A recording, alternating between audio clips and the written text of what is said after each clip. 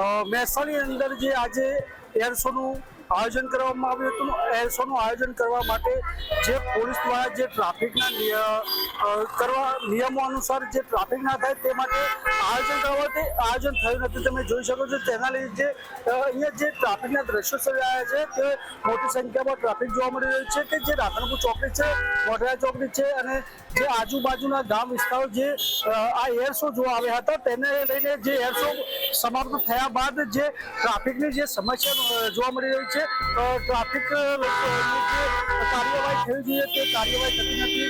Traffic એટલે હજી વધારો થઈ ગયું છે કે જે આજુબાજુના જે 10 કિલોમીટર કહેવાય તેની એરિયામાં આજે ટ્રાફિક થયું છે। ટ્રાફિકના લીધે લોકોને અવર જવરમાં ખૂબ જ હાલાકીનો સામનો કરવો પડી રહ્યો છે। સાધનો તેમજ બાઇક તેમજ જે ગ્રામજનો તેમજ શહેરીજનો છે જે આજુબાજુના વિસ્તારમાંથી જે એર શો જોવા આવ્યા હતા તેમને પણ ખૂબ જ હાલાકીનો સામનો કરવો પડી રહ્યો છે અને જે ટ્રાફિકની સમસ્યાઓનું જે નિરાકરણ થવું જોઈએ આજ સુધી કોઈ નિરાકરણ થયું નથી અને તેમજ આ ટ્રાફિક જે કહેવાય છે ટ્રાફિક બહુ ખૂબ જ થઈ રહ્યું છે અને મહેસાણાની અંદર જે આ ટ્રાફિકની જે સમસ્યા છે સમસ્યા લઈને જે શહેરીજનો તેમજ ગામજનો તેમજ જે સાધન ચાલકો ખૂબ જ મોટી હાલાકીનો સામનો કરવો પડે છે। મનોજ જોગી, TV 13 મહેસાણા।